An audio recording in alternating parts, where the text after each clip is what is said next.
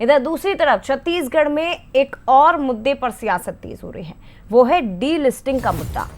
PCC chief दीपक वैद D listing के मुद्दे पर कहते हैं कि केंद्र और राज्य में बीजेपी की सरकारें हैं तो फिर कानून बना लीजिए ना, क्यों नहीं बना रहे हैं। किसी ने बीजेपी को नहीं रोका।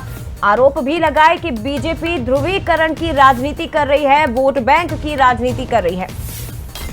दीपक वैद के इन आरोपों पर विधायक अजय चंद्राकर ने जवाब देते हुए कहा कि आदिवासी संस्कृति से सरोकार है ही नहीं उन्हें। घुसपैठियों के मुद्दे पर भी कांग्रेस मौन रहती है, वो वोट के लिए कुछ भी कर सकती है।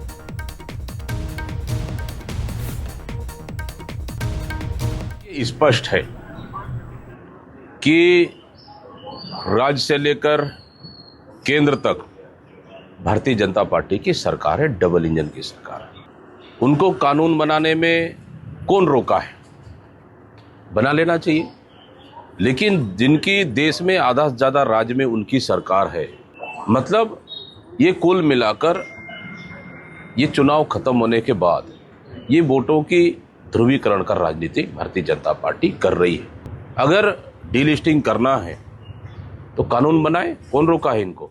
कांग्रेस को भारतीय संस्कृति या आदिवासी संस्कृति या वनवासी संस्कृति से कोई लेना देना नहीं। घुसपैठिए देश में आ जाए उससे कोई लेना देना नहीं।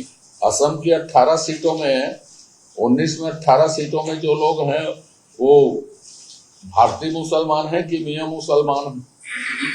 तो कांग्रेस तो कहीं पे भी कुछ भी कर सकती है, वोट के लिए किसी के साथ जा सकती है। अभी उनका समझौता मुस्लिम लीग के साथ है और भाजपा को बोलती है कि 5 मंत्री बनाए उन्होंने केरल में। तो वो सत्ता सीन करना, एक परिवार की इच्छाओं का पालन करना जो उद्देश्य है, वो देश हित की क्या बात करेंगे। चलिए सीधे रुक करते शिखर देवांगन हमारे साथ इस वक्त जुड़ गए हैं। शिखर, डी लिस्टिंग की मांग छत्तीसगढ़ में तेज हो गई है।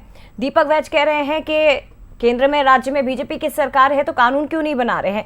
हालांकि सीएम साहब भी इसके समर्थन में नजर आए, पिछले दिनों उनकी तरफ से भी इस पर बयान आया था। अब कहां जाती दिखाई दे रही है छत्तीसगढ़ में डी लिस्टिंग को लेकर सियासत? देखिए, छत्तीसगढ़ में डीलिस्टिंग को लेकर लगातार बयानबाजियों का दौर देखने को मिला है। पहली बार नहीं है कि डीलिस्टिंग को लेकर इस तरह की बयानबाजी देखने को मिली है।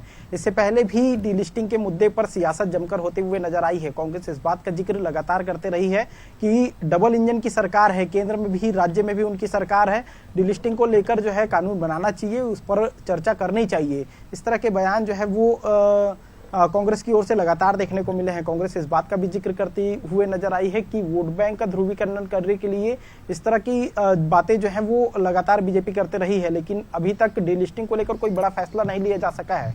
हालांकि जिस तरह की लगातार बयानें जो है देखने को मिले, उसमें बीजेपी भी करारा तंज जो है वो कसते हुए नजर आई है। बीजेपी इस बात का जिक्र करते हुए नजर आई है कि आदिवासियों से उनका कांग्रेस का कोई लेना देना नहीं है, घुसपैठियों अगर छत्तीसगढ़ में आते हैं तो उनसे कोई लेना देना नहीं है। इस तरह के बयान जो है बीजेपी की ओर से भी देखने को मिले हैं। कुल मिलाकर कहा जा सकता है कि छत्तीसगढ़ में डीलिस्टिंग को लेकर सियासत लगातार देखने को मिली है, चाहे वो आदिवासी क्षेत्रों की बात हो या जो है जमीनी हकीकत की बात की जाए। इन तमाम विषयों पर डीलिस्टिंग को लेकर सियासत लंबे समय से देखने को मिली है। बीते दिनों जिस तरह से दिल्ली में एक बड़े आयोजन किए गए थे, उसमें भी मुख्यमंत्री विष्णुदेव साय ने इस बात का जिक्र किया था और इस बात के जिक्र के बाद भी छत्तीसगढ़ में सियासत लंबे समय लगातार देखने को मिली है और इस बार फिर से एक बार फिर डीलिस्टिंग के मुद्दे पर सियासत जमकर होते हुए नजर आ रही है। हालांकि अभी डीलिस्टिंग पर फैसला नहीं आया है, लेकिन सियासत जमकर हो रही है, क्योंकि इस बात का जिक्र कांग्रेस लगातार करते हुए नजर आ रही है कि जब डीलिस्टिंग होगा तो छत्तीसगढ़ की भौगोलिक परिस्थिति जो है वो बदलते हुए नजर आएगी। इस तरह के बयान जो है कांग्रेस की ओर से लगातार देखने को मिले हैं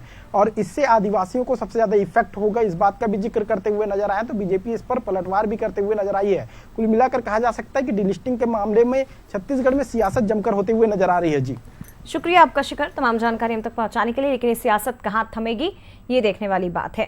तो छत्तीसगढ़ में डीलिस्टिंग पर सियासत तेज हो चुकी है। पीसीसी चीफ दीपक वैद ने बयान दिया, केंद्र और राज्य में बीजेपी की सरकारें हैं, कानून बनाना है तो बना ले। बीजेपी ने किसी ने बीजेपी को नहीं रोका है। इधर दूसरी तरफ आरोप लग रहे हैं कि बीजेपी ध्रुवीकरण की राजनीति कर रही है।